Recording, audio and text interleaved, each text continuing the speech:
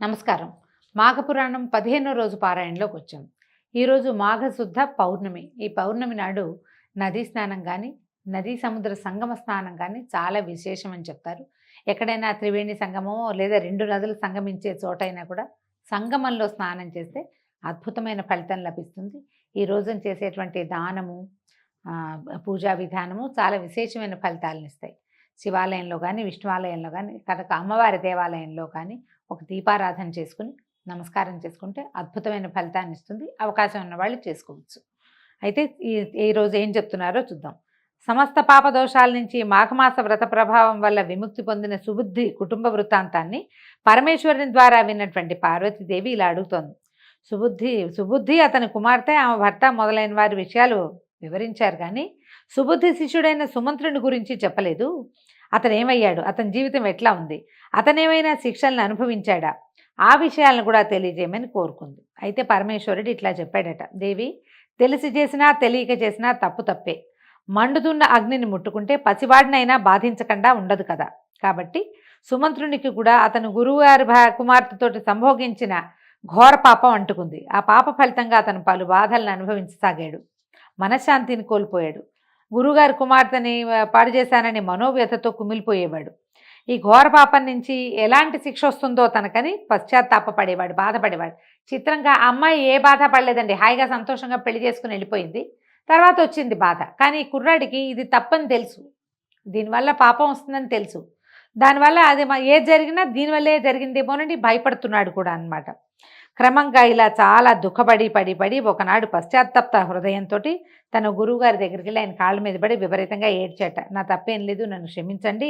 ఆమె బలవంతం చేసింది, అయిష్టంగానే నేను అందులోకి దిగాను. తర్వాత ఇంకా నాకు అయిష్టం నన్ను బాధించలేదు, నా బుద్ధి ఇలా పెడత్రోవని పట్టేసింది, నన్ను క్షమించండి. మహాపావినైపోయిన కామపైత్యం ప్రకోపించి కన్నుమిన్ను గానక ఉచ్చనీచాలు మర్చిపోయి ప్రవర్తించాను. క్షణభంగురమైన కామ వికారానికి లోనయ్యాను అని ఇక నా ప్రమేయం లేదు అని పదే బతిమలాడి చెప్పాడు. నేను తీసుకెళ్ళలేదు, నా అంతటి నేనేం చేయలే, నా దారిని నేను అడవిలోకి వెళ్ళాను. అమ్మాయి నా వెంబడిపడి వచ్చింది, తన మాటలతోటి నన్ను వశపరుచుకుంది. వద్దని వారించాను, అయినా సరే నన్ను బలవంత పెట్టింది. నువ్వు కనుక నాతో ఉండకపోతే నేను ఆత్మత్యాగం చేస్తాను, ఇంటికెళ్ళి మా నాన్నకి నీ మీద చెడుగా చెప్తాను, ఇలాంటి భయపెట్టడం జరిగేసరికల్లా నేను ఇంకేం చేయలేక ఆమెకు నేను లొంగిపోయాను. నన్ను ఉక్కిరి బిక్కిరి చేసేస్తోంది ఆ పాపం. నాకేం చేయాలో తెలియట్లేదు, నన్ను క్షమించండి. ఈ ఘోర పాపం నుంచి విముక్తి కలిగేటువంటి తరుణోపాయం ఏదైనా ఉంటే చెప్పండి అని పరి విధాలుగా ఆ రోజు ఎట్లా జరిగింది, ఏం జరిగింది, తన వల్ల ఎలాంటి పొరపాటు జరిగింది, అప్పటి నుంచి తను ఎంత బాధపడుతున్నది గురువుగారికి సవినయంగా తెలియజేశాడు. అతని పశ్చాత్తాపం గురువైన సుబుద్ధి హృదయాన్ని కదిలించేసింది. బాగా బోధార్చాడట. బాధపడకు, ఇదంతా విధిలిఖితం. నుదుటి వ్రాతని ఉల్లంఘించడం ఎవరి తరం కాదు, జరగక మాందు జరిగేది. మనకు ఎట్లా రాసిపెట్టిందో అట్లాగే జరుగుతుంది. పశ్చాత్తాపానికి మించిన ప్రాయశ్చిత్తం ఇంకోట్లేదు. సరే, నువ్వు పాపరహితుడు అయ్యేందుకు ఒక మార్గం ఉంది. ఆయన తెలుసుకున్నాడు. ఆయనేమో తన కూతురు పాపాలు పోగొట్టుకోవడానికి సిద్ధుడు ఆజ్ఞాపించిన విధంగా చేసుకున్నాడు. తన శిష్యుడికి తను చెప్తున్నాడు అనమాట. నువ్వు గంగా తీరానికి వెళ్ళి ఒక పుష్కరం అంటే 12 సంవత్సరాల పాటు మహావిష్ణువుని ధ్యానిస్తూ తపస్సు చేసుకో. ఆ తప ప్రభావం వల్ల నీ పాపాలన్నీ పటాపంచలవుతాయి, నువ్వు పాప విముక్తుడిని అవుతావని శిష్యుడికి తపో మార్గాన్ని ఉపదేశించాడు. ధన్యోస్మి అని పరి విధాలుగా నమస్కారాలు చేస్తూ, మీ ఆజ్ఞ ప్రకారం నేను ఇప్పుడే వెళ్ళిపోతాను, తపస్సు చేసుకుంటాను, సెలవిప్పించండి అని ఈ సుమంత్రుడు ఏం చేశాడట, గంగా తీరానికి బయలుదేరాడు. మార్గమధ్యంలో అడవి ప్రాంతం అంతా కొండలు, గుట్టలు, సెలయేర్లతో, పచ్చని చెట్లతోటి, రంగురంగుల రమణీయమైన పుష్పజాతులతో నిండి ఉండి కళ్ళకి విందు చేసేలాగా ఉంది. ప్రకృతి సౌందర్యం పరవశింపచేసేలాగా ఉందట. క్రూర మృగాలు, సాధు జంతువులు కలిసి ఐకమత్యంతో ఉండేవి. విరోధ జంతువులైన నెమళ్ళు, పాములు విచ్చలవిడిగా విహరిస్తున్నాయి సంతోషంగా. పరస్పర వైరుధ్యం కలిగిన పలు జంతువులు సఖ్యంగా కనపడుతున్నాయి. ఆ ప్రాంతమంతా అరమరికలు లేని అహింసా ప్రవృత్తితో ఆశ్చర్యం కలిగించింది అతనికి.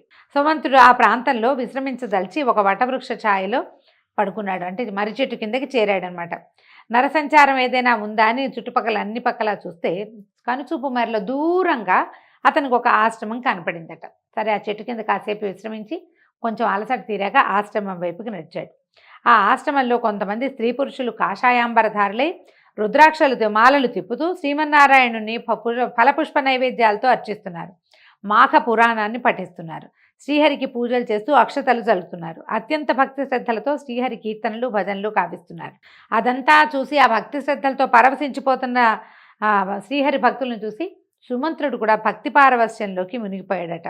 వారంతా ప్రసాదం పంచిపెడుతుంటే, అయ్యా మీరేం వ్రతం చేస్తున్నారు, దీనివల్ల ఏ ఫలితం లభిస్తుంది, పాపాలు పోతాయా ఈ వ్రతంతో, నాకు ఈ సందేహాలు తీర్చండి అని వాళ్ళని అడిగాడట. అయితే వాళ్ళు ఏం చేశారు, మనుషుల్ని పాపరహితులుగా చేసేటువంటి మాఘమాస వ్రత మహాత్యాన్ని వివరించడానికి వాళ్ళు ఒక మునిని ఈయనకి నియమించారు. ఈ బైక్ చెప్పండి అని ఒక మునిగారిని సుమంత్రుడి దగ్గర కూర్చోబెట్టారు. ఆ ముని బాలకుడు సుమంత్రుడికి ఇట్లా చెప్పాడట, మేము ఇంతవరకు చేసింది మాఘమాస వ్రత పూజ, ఇది మహావిష్ణువుకు సంబంధించింది, ఇది కేవలం మాఘమాసంలో మాత్రమే చేయాలి. ఈ మాఘమాస వ్రతాన్ని చేయటం వల్ల ఎంతటి పాపిష్టివాడైనా తన పాపాల నుంచి విముక్తుడవుతాడు, ఘోరాతి ఘోర పాపాల నుంచి విముక్తి లభిస్తుంది, సర్వ పాపాలు తుడిచిపెట్టుకుపోతాయి. దీనికి ఏంటంటే చాలా ప్రత్యేకమైన దివ్యమైన మహిమ ఉంది. ఇది జాతి మత కులాలన్నిటికంటే కూడా అతీతమైనది, సర్వులు ఆచరించదగినది. ఎటొచ్చి భక్తి శ్రద్ధలు, నియమనిష్టలు, భగవంతునిపై ధ్యాస, పారమార్థిక సేవే ముఖ్యమైనది.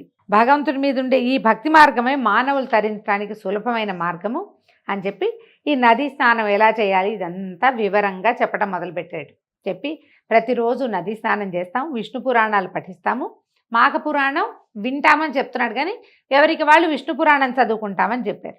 ఇందులో ఏంటంటే ఇతరులను దూషించటము, పెద్దలు గురువులు పట్ల అమర్యాదగా ప్రవర్తించటము, అసత్యం ఆడటము, భగవద్భక్తుల్ని హేళన చేయటం, పరస్త్రీ సాంగత్యంలో ఉండేవాళ్ళు, తర్వాత దొంగతనము చేయవాళ్ళు, ఎవరివైనా ఇళ్ళు తగలబెట్టడం లాంటివి దుష్కార్యాలు చేసేవాళ్ళు, కపట సాక్ష్యాలు చెప్పేవాళ్ళు, పరిశుభ్రత లేని వాళ్ళు, కన్యలను గుర్రాలను పశువుల్ని అమ్మేవాళ్ళు కొనువాళ్ళు, వీళ్ళంతా బ్రహ్మహత్యా పాతకం చేసిన వాళ్ళతో సమానము.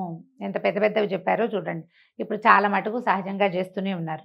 అయితే దైవ సంబంధిత ధనాన్ని అపహరించేవాళ్ళు, దేవుని పూజలు చేయని వారు, నదీ స్నానం చేయని వారు, పరోపకారం చేయని వాళ్ళు, దాన ధర్మాలు నిర్వహించని వాళ్ళు, ఇచ్చిన మాట నిలబెట్టుకోలేని వాళ్ళు, విలువైన బంగారము వెండి రత్నము సాలగ్రామాలు మొదలైన వాటిని దొంగిలించేవాళ్ళు, ఇలాంటి పాపాలు చేసే వాళ్ళంతా భ్రష్టులైపోతారు, రౌరవాది నరకాలు అనుభవిస్తారు.